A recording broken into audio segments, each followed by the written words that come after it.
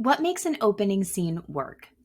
Your first scene is one of the most important pieces of your story, second only to the final scene, because it provides the foundation upon which your story is constructed. Your first scene also happens to be the first and often only chance you have to intrigue your readers, get them hooked, and lock them inside your story world.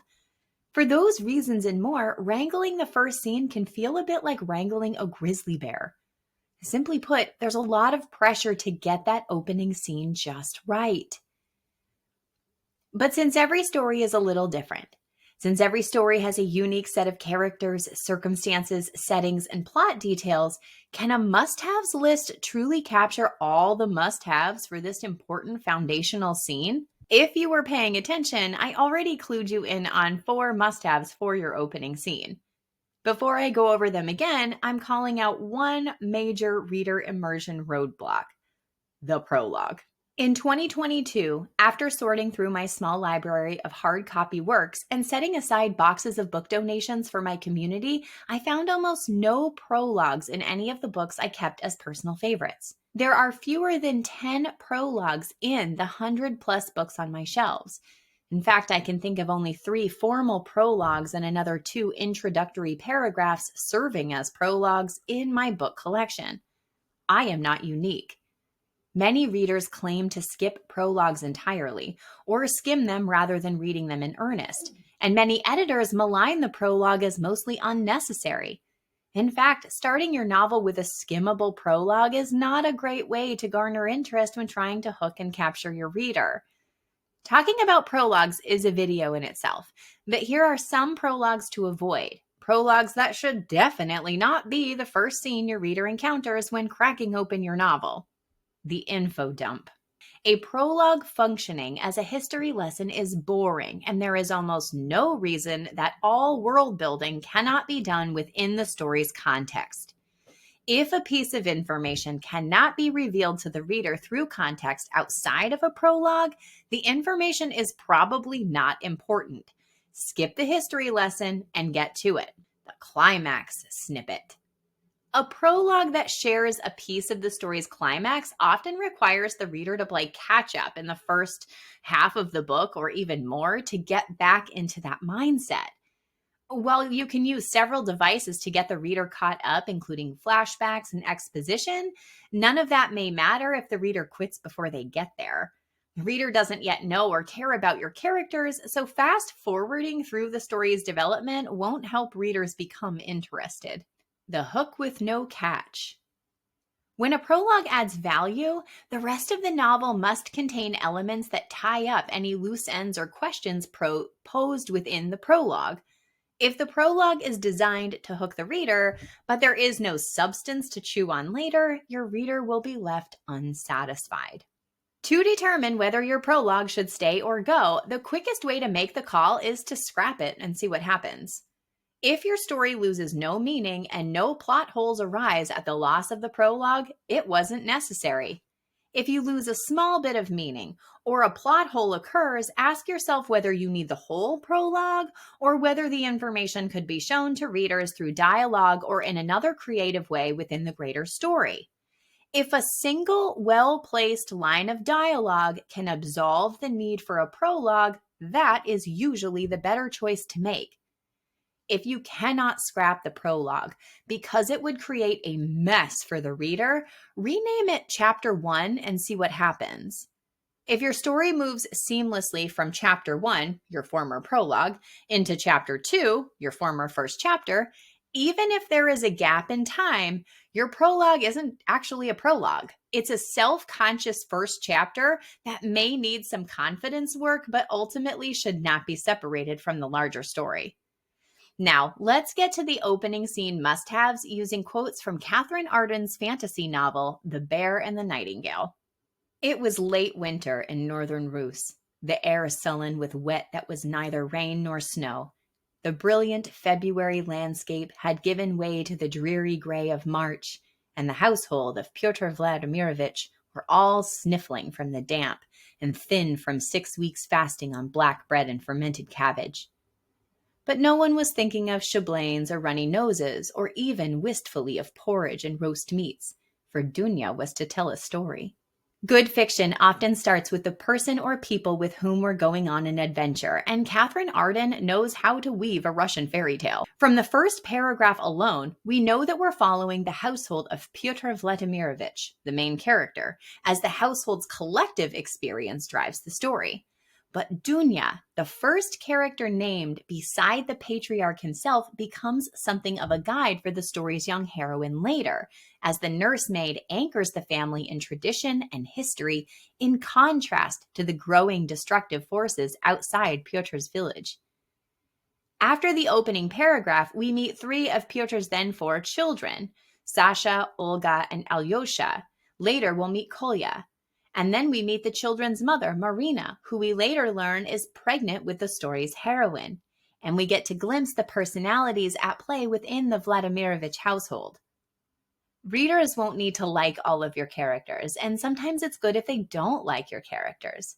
Still, you want your readers to see your characters as real people, to care about what happens to them, to witness their flaws and weaknesses so they feel as fully human and imperfect as we are.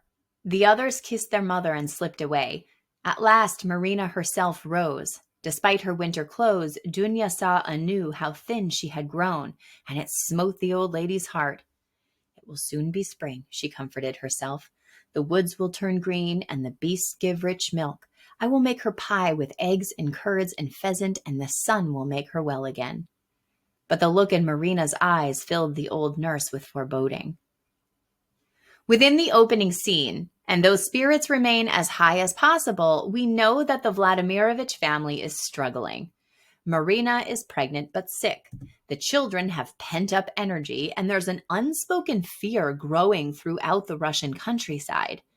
While readers don't yet know who or what the villain is, they know there most certainly is one and may guess as to the state of the villain given the nature of Dunya's fireside story.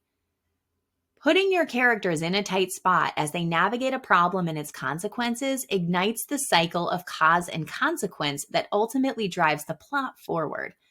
But there is little plot without first understanding the problem the characters are facing that compel them to carry out plot events. Whatever problem your characters are facing, make sure the stakes are appropriately high, and make sure you dangle the reward carrot in front of them so readers glimpse what's on the line. That evening, the old lady sat in the best place for talking, in the kitchen on the wooden bench beside the oven. This oven was a massive affair built of fired clay, taller than a man, and was large enough that all four of Pyotr's children could have fit easily inside. The flat top served as a sleeping platform. Its innards cooked their food, heated their kitchen, and made steam baths for the sick. Don't you just want to bake a pot pie in that warm and cozy fire-heated kitchen? The wood smoke, the steam, the crackle of fire, the murmur of children's voices as they wind down to listen to a story. Dunya's voice growing as she catches their attention and recounts a tale about the Frost King. I could romanticize that oven all day long. What a place to sleep! In the opening scene of The Bear and the Nightingale, the reader steps into a cozy and warm space, finds themselves a spot on the rug next to one of the children, and prepares for a story. And isn't that the niftiest parallel between fiction and reality? Beyond the descriptions of the home's simple kitchen, Arden peppers in bits about the village outside while making those details matter for the characters. The church was cold, the sleet outside unrelenting. Sasha had thrust his head out of doors, gotten a face full of wet, and retired, vanquished to a stool a little apart from the others, where he sat affecting an expression of pious indifference. The cold and wet gray of a Russian winter blows a wintry chill over the reader's skin in the same way it chills the household seeking respite in front of a fire. The first time I read The Bear and the Nightingale, I almost missed the hint at the plot carefully placed within the opening scene. There was a small, appreciative silence. Then Olga spoke up plaintively. "But what happened to Marfa? Did she marry him, King Frost?" "Cold embrace indeed," Kolya muttered to no one in particular, grinning. Dunya gave him an austere look, but did not deign to reply. "Well, no, Olya," she said to the girl. "I shouldn't think so. What use does winter have for a mortal maiden? More likely she married a rich peasant and brought him the largest dowry in all Rus. The story's heroine, still in utero at the onset of the novel, becomes the mortal maiden with whom the Frost King, aka Winter, becomes intrigued. I'll admit that my limited knowledge of Russian folklore likely lent to my almost missing this important plot pointer, but I already said Catherine knew how to weave a fairy tale, and I wasn't wrong. Readers who were already familiar with the tales of King Frost or Father Frost or Dead Moros, all names for the same wizard/demon, may have picked up on it more readily than I and hints at the plot to come. Your reader is looking for the promise of the premise, the adventure you promised your reader in the back cover or jacket copy, and that adventure translates to plot. And often when plotting, things get worse before they get better. While the opening scene of The Bear and the Nightingale doesn't immediately thrust the reader into worse, the downward spiral for the Vladimirovich family isn't far off either.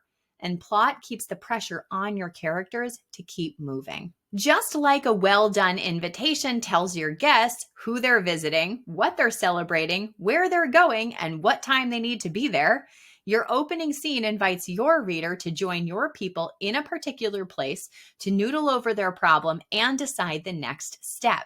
So make sure your opening scene introduces your people, hints at their problem, anchors them in setting, and clues your reader on what may come next.